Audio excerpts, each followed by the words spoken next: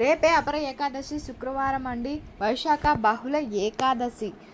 అపర ఏకాదశి రోజున ఈరోజు ఇంట్లో ఆడవాళ్ళు ఈ కూర వండితే చాలండి, ఆ లక్ష్మీనారాయణుడి యొక్క అనుగ్రహం అయితే కలుగుతుంది. సకలైశ్వర్యాలు సిద్ధిస్తాయి, ధన సమస్యలు తొలగిపోతాయి. ఈరోజు మర్చిపోకుండా ఈ కూర వండి తింటే కోటి జన్మల పుణ్యం అయితే లభిస్తుంది. కష్టాలు బాధలు అన్నీ తొలగిపోతాయి, అష్టైశ్వర్యాలు సిద్ధిస్తాయి, మీ దశ మారిపోతుంది, రాజయోగం పడుతుంది, పట్టిందల్లా బంగారంగా మారుతుంది, మీ జీవితం మారిపోతుంది. కాబట్టి ఈరోజు అందరూ కూడా గుర్తుపెట్టుకొని ఈ కూరనైతే వండండి, ఈ కూరను తినండి. అండ్ అలా చేయడం వల్ల ఏంటంటే ఆ లక్ష్మీదేవి యొక్క అనుగ్రహం కలుగుతుంది, మీ శరీరానికి శక్తి వస్తుంది, తిరుగులేని ఐశ్వర్యం లభిస్తుంది, అష్టైశ్వర్యాలు సిద్ధిస్తాయి. మరి ఎంతో పవిత్రమైనటువంటి ఈ ఏకాదశి రోజున ఏం కూర తినాలి అనేటువంటి విషయాన్ని ఈ వీడియోలో వివరంగా తెలుసుకుందామండి. మీరు వీడియోని స్కిప్ చేయకుండా చివరి వరకు చూడండి. అండ్ మీకు కనుక వీడియో నచ్చినట్లయితే లైక్ చేయండి, ఇది అందరికీ షేర్ అవుతుంది. అండ్ మీరు కనుక కొత్తగా వాచ్ చేస్తున్నట్లయితే ఛానల్ని సబ్స్క్రైబ్ చేయటం మర్చిపోకండి. వైశాఖ బహుళ ఏకాదశికి అపర ఏకాదశి అనేటువంటి పేరండి. ఏకాదశి హైందవ సాంప్రదాయంలో ఉన్నటువంటి ఒక విశిష్టమైనటువంటి తిథి. ప్రతి 15 రోజులకి వచ్చేటువంటి ఏకాదశి తిథికి మరింత ప్రాముఖ్యతను కల్పిస్తూ ఏడాది పొడవునా ఉండేటువంటి ఒక్కొక్క ఏకాదశికి ఒక్కొక్క పేరు పెట్టడం అయితే జరిగింది. అలా వైశాఖ బహుళ ఏకాదశిని అపర ఏకాదశి అని పిలవడం అయితే జరుగుతుంది. ఈరోజు కొన్ని ఉత్తరాది రాష్ట్రాలలోనూ భద్రకాళి జయంతిగా కూడా చేస్తూ ఉంటారండి. దక్ష యజ్ఞ సమయంలో శివుని భార్య సతీదేవి తనకు జరిగినటువంటి అవమానాన్ని తట్టుకోలేక అగ్నికి ఆహుతైనటువంటిది. ఆ సమయంలో రుద్రుడైన పరమేశ్వరుల వారు తన జటాజూటం నుంచి భద్రకాళిని సృష్టించారన్నమాట. దుష్ట సంహారం చేసేటువంటి ఈ భద్రకాళి అమ్మవారి యొక్క ఉగ్ర రూపాన్ని తలపించినటువంటి భక్తులకు మాత్రం శాంతమూర్తిగా ఉంటారు.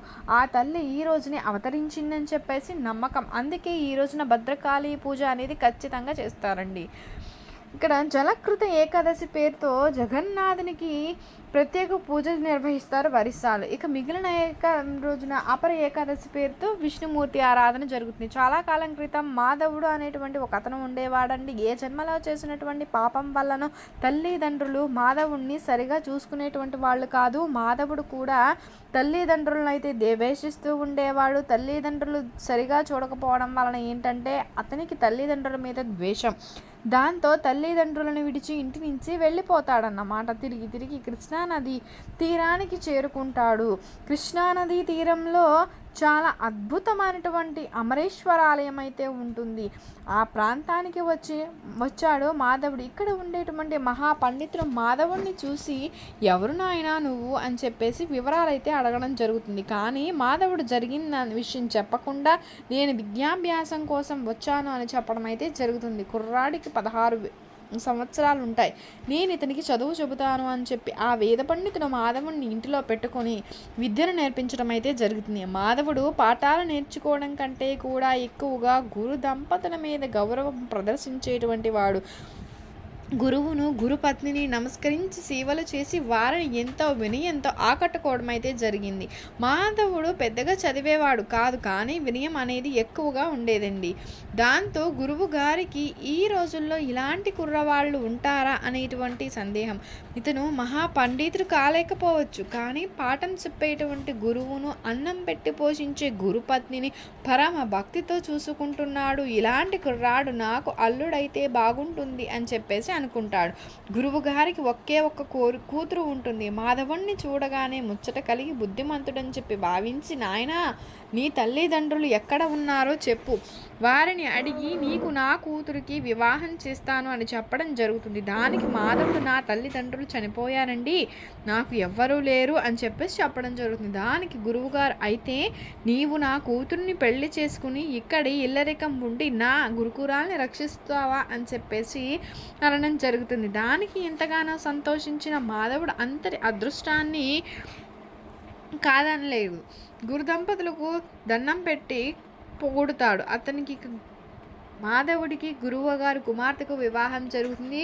పెళ్ళయ్యేదాకా దేవుడు దేవత అని పూజించిన మాధవుడు పెళ్ళవ్వగానే మారిపోతాడు. గురువుగారికి ఉన్న ఆస్తినంతటినీ కూడా తన పేరు మీద రాపించుకుంటాడన్నమాట. గురువుగారు అల్లుడిని నెత్తి మీద పెట్టుకోవడంతో అదుపులో పెట్టలేకపోవడంతో ఇంటిలో పెత్తనమంతా కూడా మాధవుని చేతిలోనికి వెళ్ళడం అయితే జరిగింది. మాధవుడు గురుకులాన్ని లాగేసుకుంటాడండి.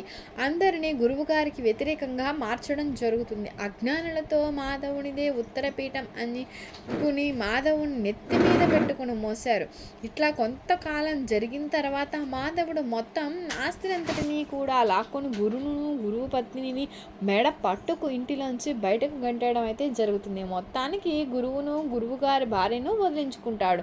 పాపం గురు దంపతులు కన్నీళ్లు పెట్టుకొని అల్లుడిని ఏమి అనలేక, కనీసం నా కూతురు నువ్వైనా సరే సుఖంగా ఉండు తల్లి అని చెప్పేసి మేమిద్దరము గైకి వెళ్తున్నామని చెప్పేసి వెళ్ళిపోవడం జరుగుతుంది. గురు దంపతులు వెళ్ళగానే మాధవుడు తన భార్యని కూడా ఆస్తి కోసం కొట్టి తిట్టి ఏడిపించి రోజు బాధ పెడుతూ ఉండేటువంటి వాడు. ఆ బాధ తట్టుకోలేక ఆ అమ్మాయి కూడా ఇల్లు విడిచి వెళ్ళిపోయి ప్రాణం తీసుకుంటుంది. లెక్క లేకుండా మాధవుడు ఆస్తినంతటినీ కూడా తానే స్వీకరించుకుంటాడు. చేతిలోనికి ఆస్తి రాగానే పిచ్చి పిచ్చి స్నేహితులందరూ కూడా చుట్టూ చేరడం జరుగుతుంది. ఆ స్నేహితులందరూ కూడా మాధవుడిని భ్రష్టు పట్టించాడు, అప్పుల పాలు చేస్తారు. చివరికి మాధవుడు ఆస్తినంతటినీ కూడా పోగొట్టుకొని అప్పుల బాధలు తట్టుకోలేక కృష్ణానదిలో దూకి చనిపోవడం జరుగుతుంది. అలా చనిపోయి పిశాచిగా మారి అల్లాడిపోతాడు. ఇతనికి ఏడాది తర్వాత మాధవుడు తమ కూతురు చనిపోయిన విషయం గురుదంపతులకు తెలుస్తుంది. ఆ సమయానికి వారు గైలో ఉన్నారు. ఎంత దుర్మార్గుడైనా సరే అల్లుడే కదా అని చెప్పేసి అల్లుడు కూతురు కోసం వారు గైలో పిండ ప్రదానం చేస్తారు. గైలో పిండ ప్రదానం చేస్తే ఎంతటి పాపం చేసినటువంటి వాడికైనా సరే మోక్షం లభిస్తుంది. కానీ గైలో పిండ ప్రదానం చేసిన మాధవుడికి నరకం అయితే పోదు. ఒక రోజున మాధవుడు పిశాచ రూపంలో కలలోకి వచ్చి, గురుదేవా, నేను మీకు గురుపత్నికి మీ అమ్మాయికి చేసినటువంటి ద్రోహం వల్ల పిశాచునై అల్లాడిపోతున్నాను, నన్ను రక్షించండి అని చెప్పేసి చెప్పడం జరుగుతుంది. దానికి గురువుగారు, మేము నీ కోసం గైలో పిండ ప్రదానం చేశాం కదా, అయినా నీకు విముక్తి కలగలేదా అని అంటం జరుగుతుంది. అప్పుడు పిశాచి మాధవుడిని, నేను చేసినటువంటి పాపం మామూలుది కాదు, పిల్లనిచ్చిన అత్తమామల్ని ఏడిపించినటువంటి వాడిని, పెళ్ళాన్ని ఇంటిలో నుంచి వెళ్ళగొట్టాను, తల్లిదండ్రులను బాధ పెట్టాను, ఇన్ని ద్రోహాలు చేసిన నాకు తేలికగా విముక్తి రాదు, ఏదో ఒకటి చేసి నన్ను అనుగ్రహించండి బాబోయ్ అని చెప్పేసి ఏడవడం జరుగుతుంది. తర్వాత గురువుగారు భార్యతో ఈ కళ గురించి చెప్పడం జరుగుతుంది. దాంతో గురువు దంపతులు ఏం చేస్తే మాధవుడికి విముక్తి కలుగుతుంది అని చెప్పి ఆలోచించడం జరుగుతుంది. నారద మహర్షిని భక్తితో ప్రార్థించడం జరుగుతుంది. అప్పుడు నారదుడు, నాయన, నీవు గయలో 100 పిండ ప్రదానాలు చేసిన ఈ దుర్మార్గుడు పాపాలకు ప్రాయశ్చిత్తం లేదు. ఎందుకంటే మాధవుడు మహాపాపాలు చేశాడు. ఇల్లాలు అంటే దేవతతో సమానం. అలాంటి భార్యకు కూడా ద్రోహం చేశాడు. కుటుంబ వ్యవస్థను చిన్నాభిన్నం చేశాడు. 1, 2 సముద్రంలో కెరటాలైనా సరే లెక్కించవచ్చు, కానీ ఈ మాధవుడి పాపాలు లెక్క పెట్టలేం. కాబట్టి వీడికి పిండ ప్రధానం వల్ల విముక్తి కలగదు. ఈ మాధవుడికి విముక్తి కలగడానికి ఒక్క మార్గం ఉంది. రాబోయే వైశాఖ బహుళ ఏకాదశిని అపర ఏకాదశి అనడం అయితే జరుగుతుంది. ఈ అపర ఏకాదశి కలిగినటువంటి ఏకాదశి రోజు మీ ఇరువురు కూడా ఉపవాసం ఉండండి. ఉపవాసం అనంతరం ఆ ఉపవాస ఫలితాన్ని మాధవుడికి ధారపోయండి, అప్పుడు అతనికి విముక్తి కలుగుతుంది అని చెప్పేసి మాయమైపోతాడు.